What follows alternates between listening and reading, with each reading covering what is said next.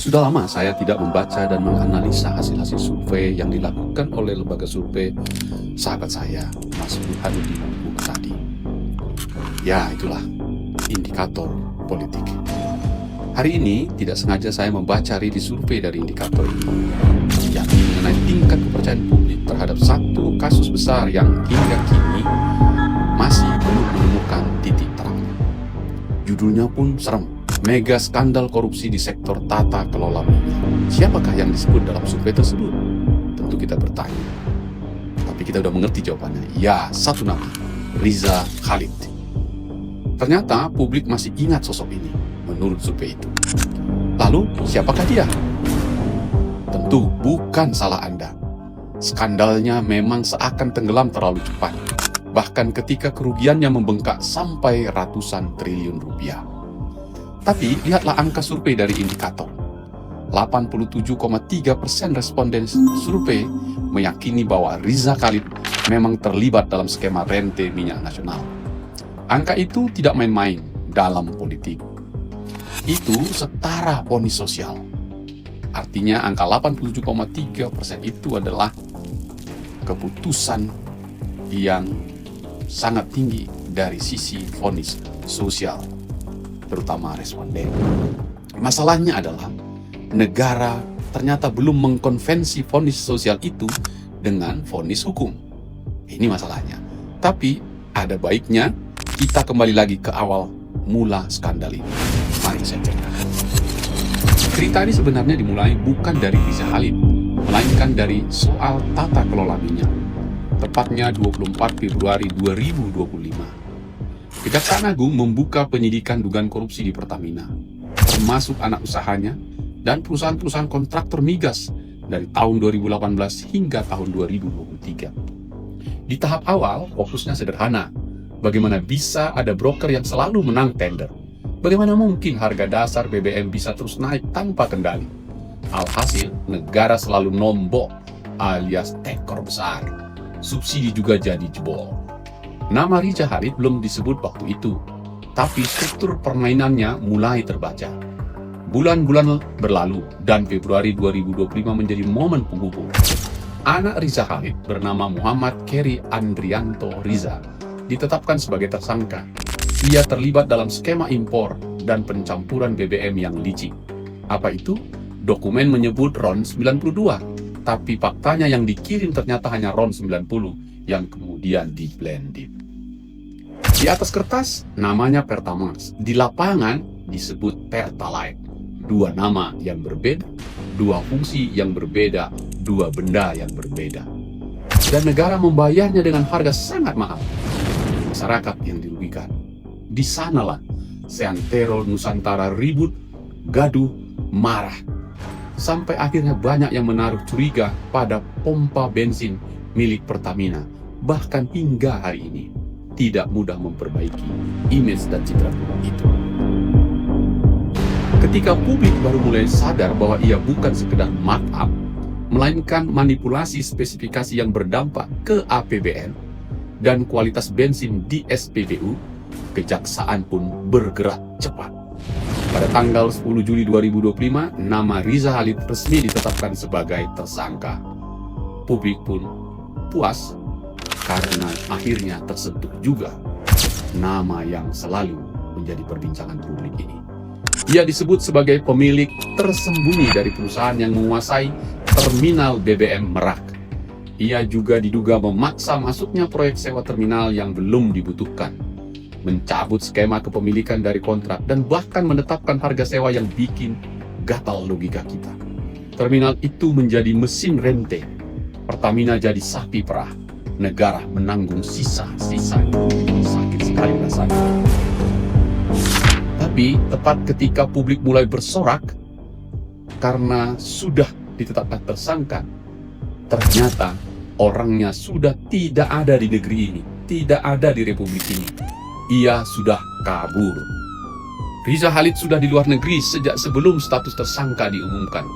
Awalnya disebut di Singapura, lalu kabarnya bergeser ke Malaysia, atau mungkin negara ASEAN lainnya yang dulu akrab dengan saat era Petra. Bahkan parlemen Malaysia dan petinggi di Malaysia pernah menyebut tidak ada urusan dengan Riza Khalid. Silahkan saja kalau ingin ditegakkan menurut hukum. Lalu tanggal 11 Juli 2025, paspor Reza dicabut. Nah, ini babak baru. Statusnya berubah menjadi pengembara ilegal. Apa itu? Tanpa hak tinggal dimanapun. Dalam hukum imigrasi, itu artinya bom waktu yang sewaktu-waktu bisa meledak. Negara tempat dia berada bisa mendeportasi kapan saja. Memang begitu hukum internasionalnya. Tapi itu baru bisa dimaknai dalam tanda kutip bisa, bukan pasti. Jadi mari kita bedakan bisa dengan pasti. Jadi bisa memang, tapi bukan pasti. Langkah berikutnya lebih global. Kejaksaan Agung lewat kerjasama Divisi Hubungan Internasional Polri mengajukan red notice ke Interpol. Catatan merah ke Interpol. Butuh waktu hampir 5 bulan. Tapi akhirnya dikabulkan juga. 23 Januari 2026, nama Reza Khalid resmi masuk daftar buronan internasional Interpol. Berlaku hingga 2031. Namanya kini tersebar ke 190 negara sebagai orang paling dicari di muka bumi ini. Indonesia memang menang prosedur, tapi belum menang sepenuhnya. Kabar terakhir, pemerintah Indonesia bersurat ke Malaysia memberitahu bahwa Riza Khalid sudah tidak punya paspor, meminta agar izin tinggalnya ikut ditinjau. Artinya, kalau Malaysia taat pada aturan mereka sendiri, semestinya Riza Khalid tidak punya lagi tempat berpijak di Indonesia. Tapi dunia tidak bekerja seperti itu.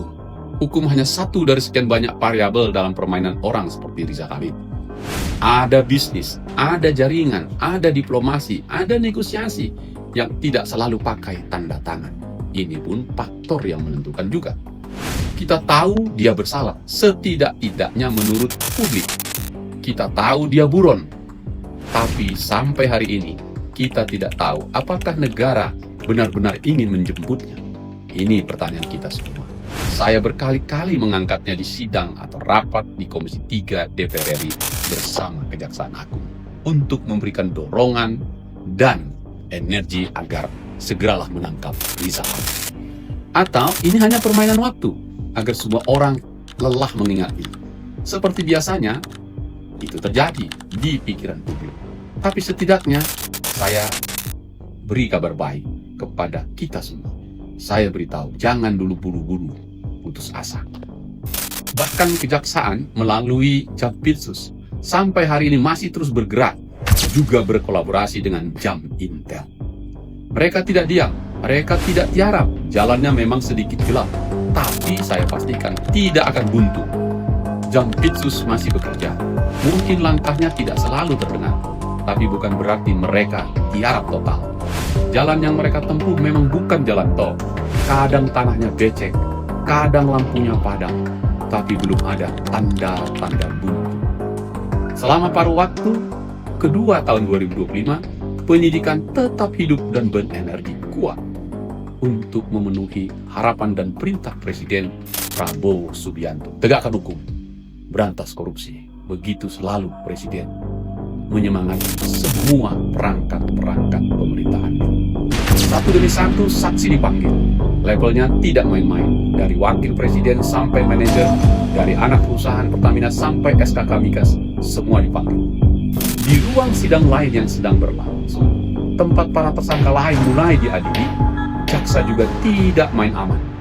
Mereka bawa masuk nama-nama besar ke ruang pengadilan itu. Ditarik masuk ke bawah terang lampu pengadilan, sorot yang tajam. Disuruh bercerita soal siapa yang putuskan, apa yang diputuskan di dalam Pertamina. Begitulah terus kejaksaan bekerja. Artinya, berkas Riza Khalid sedang dimasak dengan bumbu yang super lengkap. Sementara itu, yang ditinggalkan, Godfather mulai dibereskan. 3 gelombang penyitaan digelar antara Agustus dan Oktober. Rumah besar di Rancamaya, properti di Hang Lekir, garasi yang berisi mobil mewah, rekening rupiah dan falas yang dibekukan. Tidak ada harta yang sempat ikut kabur. Semuanya tinggal dan kejaksaan tahu cara mengujinya itu. Pesannya jelas, negara ini memang lambat, tapi tidak lupa. kamu bisa hilang, tapi bukan berarti kamu bisa menghilangkan segalanya. Dan yang paling penting buat saya, sebagai mitra kejaksaan di Komisi 3 DPR RI, dari fraksi Partai Demokrat, saya ingin mengatakan, skala perkara ini ternyata tidak dikecilkan demi kenyamanan siapapun. Angka kerugian justru terus menaik dan terus menaik dari 193,7 triliun menjadi 285 triliun setelah pendalaman. Itu dugaan korupsi. Dan tentu pengadilan akan membuktikan. Itu pilihan yang secara politik tentu tidak nyaman, tapi menunjukkan satu hal. Apa itu? Kejaksaan sedang bermain untuk menang, bukan untuk sekedar tampil sibuk. Kita hormati ini. Tapi membaca perkembangan situasi ini, saya berpikir mungkin ada satu langkah yang belum kita jajaki secara serius. Apa itu? Ini pertanyaan mata saya. Mengapa negara tidak mencoba membuka sayembara besar dan sifatnya nasional? Seperti yang pernah dilakukan Donald Trump tahun lalu ketika mengumumkan hadiah besar bagi siapa saja yang mampu menangkap Presiden Venezuela. Memang pendekatan ini terdengar sedikit liar, di luar kebiasaan hukum formal kita. Tetapi menghadapi penjahat kelas kakap seperti Riza Khalid, rasanya tidak berlebihan jika negara menawarkan hadiah bagi siapapun yang mampu membawa kembali sang buron ke hadapan keadilan. Jika usul semacam ini terdengar berlebihan, mungkin karena kita sudah terlalu lama nyaman melihat penjahat besar diperlakukan halus, lembut, atas nama sopan santun diplomatik. Sementara rakyat diminta terus bersabar dan bersabar. Negara ini harus terus-menerus menekan dari segala sisi, dari segala lini, seperti bermain bola, menggunakan setiap jengkal sisi lapangan digunakan untuk menggiring bola, menjebolkan gawang lawan. Sebab saya ingat perkataan Brian Tracy, bahwa tidak ada orang yang bekerja lebih baik saat tertekan. Dan itulah harapan saya di Komisi 3 DPR RI yang mengawasi penegakan hukum di Indonesia. Bahwa tekanan terhadap Riza Khalid akan membuatnya salah menghitung langkah, panik menentukan arah, lalu mulai berbuat keliru di titik yang selama ini dia jaga rapat-rapat. Pada saat itulah jaringan perlindungannya ikut retak, sebab kepanikan selalu menuntut biaya dan biaya selalu meninggalkan jejak. Akhirnya saya berharap semoga kejaksaan tidak pernah kehabisan napas, tidak pernah kehabisan energi, tidak tergoda oleh jalan pintas, tidak tergoyahkan oleh lobi kelas atas. Karena sesungguhnya kita sedang berusaha untuk memulangkan yang lari, menghitung yang disembunyikan, dan mengadili yang terbiasa membeli jalannya sendiri. Vini, Vidi, Vici. Saya Hinca Panjaitan 13, anggota Komisi 3 DPR RI dari fraksi Partai Demokrat. Horas.